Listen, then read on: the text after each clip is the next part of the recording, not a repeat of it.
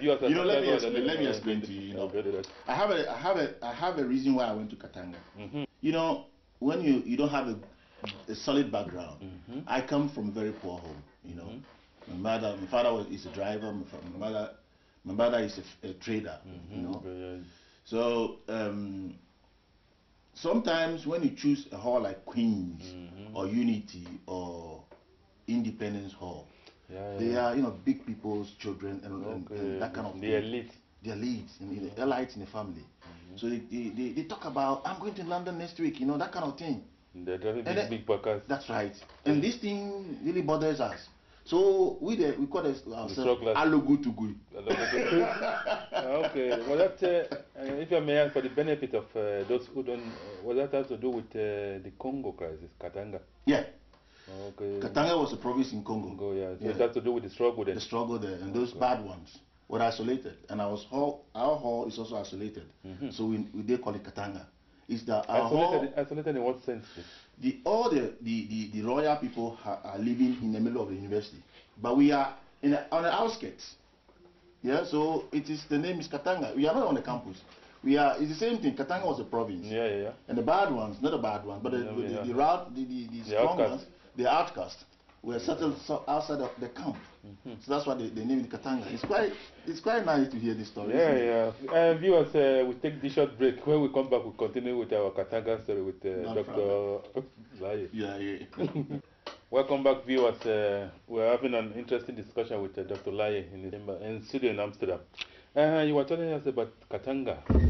Yeah. Apart from making, what do you remember from your university days? Then how was the study then? What did you study? I studied chemistry there. That's another story. Okay. I did chemistry. So auto mechanic. I went to secondary school. Yeah. And then I went to UST, but I chose to study chemistry because I was quite interested in chemistry.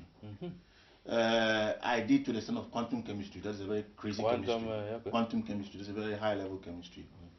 And I was interested in, you know, molecular structures, about light molecular structures. Okay. Something like, let's say, aluminium for building plane, tungsten for making light. At the molecular level? Yeah, at the basic level.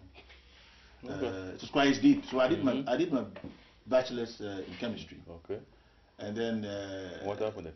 And then along the line, I had a scholarship from UST. Okay. Because I did as my research determination of heavy metals. Yeah. Determination of heavy metals because you know there are two sides. One is personally I'm interested in light metals with complicated molecular structures. And secondly, these kind of structures enter at food chain. If you go to Kumasi, Konongo, Obuasi, and Accra, you see a lot of smoke hanging over it. You don't see it, but it's heavy. The air is heavy. So I was interested in determining the level of these heavy metals that we breathe on. Does it have to do with the car exhaust? Or? Yeah, car exhaust and heavy trucks, industrial pollutions and waste and that kind of things in the water and what. And the amount that come at the back of the trees. Okay. So I was doing this research, and my professor asked me, "Why are you interested in these kind of things?" And I said, "I don't know, but something intrigued me to go and find what the level should be of these heavy metals that the car exhaust fumes gives every time. Some heavy harbor trucks, you see black smoke. And people are sitting drinking the black smoke.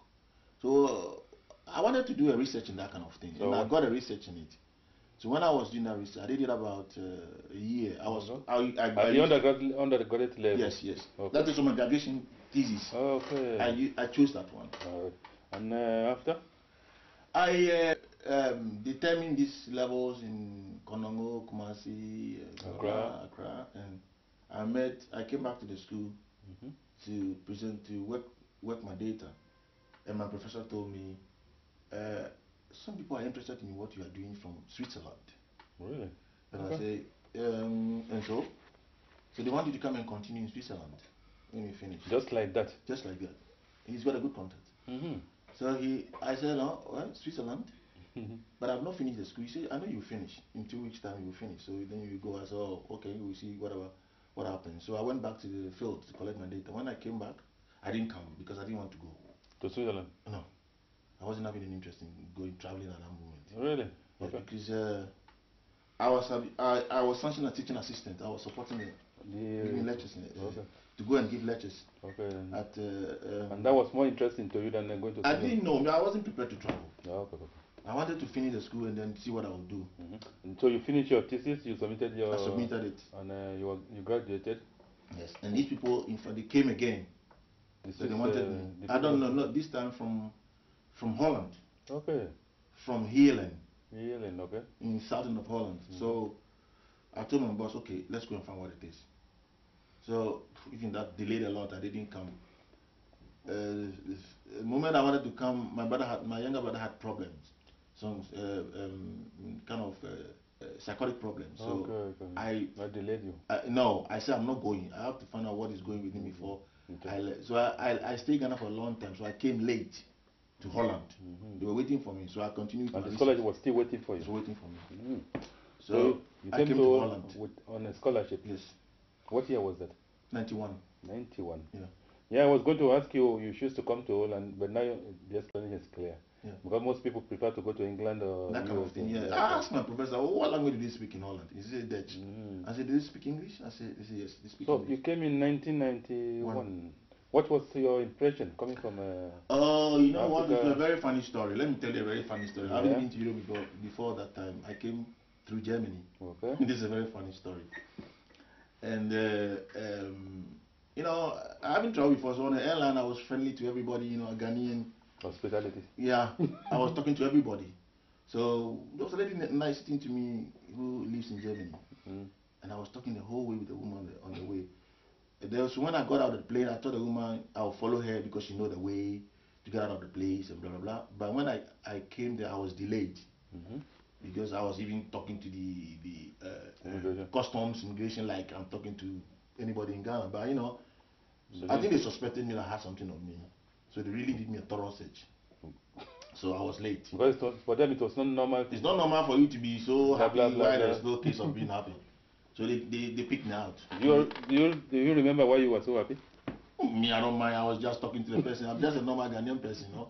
I think no, you know, it's a character that is with Africans that we don't realize sometimes it could be stupid. It could be interpreted stupidly. Yeah, because we come from a different culture That's where right. people were. That's right. We talk, we laugh on street, but you know, here it's not like that. Me, I've seen it before. They delayed me. And the lady was gone. The lady was gone. She knew her way. She knew how it is like. She was gone. So they searched me. They couldn't find anything. In fact, they searched me naked. They couldn't find anything. So they left me. They left me alone. They said you could go. They tested my urine, my everything. I said, what's going on here? Okay. Anyway, I knew I was clean, so I didn't mind. So they left me to go. And you know these opening sliding doors, the doors that open like this. I haven't seen it before. So when they asked me to go, they said go, and I was going. The door opened. I said, no way. I am not going to enter this door. They are trapping me. It was a witchcraft. I am not witchcraft, but they are trapping me. How can the door just open and nobody is sitting there? I'm not going there. So I was lobbying around. What happened? I saw somebody walking through it. And the door opened. I saw the bus. I said, oh. And before I went outside. That was in Germany. That was in Germany. Sometimes when I sit down and I remember this thing, I laugh myself. Yes. At least now you can laugh about it. I can laugh, but it was quite funny. Yeah. So from Germany, what happened? Luckily enough, I went to Frankfurt, Frankfurt, yeah. And then I met an old lecturer from USD at the station. You know, I was wearing white. It was very cold. I didn't know, but I was wearing very normal. Oh, Jesus Christ. So he gave me his jacket. He gave me one of his underwear, the sweater, the pullover. And then I said, quick, can you tell me where I can find a train to enter the train? And so he spoke the German language, he bought ticket for me, then I joined the next train to Holland. So you knew him from USD? USD, I just met him there. Well, you were lucky. Yeah, and then he bought a ticket for me, and then he brought me to the station, and then he said the train is coming. They put him on. He put me on. When I came, they came to pick me also with the car to the hotel. Okay. So since then I decided I would dress well because I was having that, you know, boo. It's funny that the people didn't tell you the type of dress you should wear, but that's by the way. So, coming to Holland 1991. Yeah. What was? What did you do? They put me. I delayed going to Heerlen, so they changed me to Delft. That's why they have the technical university. Yes. Okay. So I was doing research. I was joined to somebody who was doing research, and I was doing the analysis for him. And I did it for 2 years. Okay. And we wrote a thesis on it. And then I stopped the work. I said I'm not interested anymore because I want to do something else. I'm not interested in chemistry anymore. I want to do something else. Okay. And then they said, okay. And that's why. And what did you do after that? They told me I wanted to do pharmacy. So they told me I need the Dutch language. Okay. But that's going to take me about 2 years or 3 years. And I said, no. I'm not going to study this language 3 years, 2 years. No. I'm going to try. If it's not working, then I stop. Okay. So I gave myself, I worked there. I earned a lot of money. You know, they paid me well. So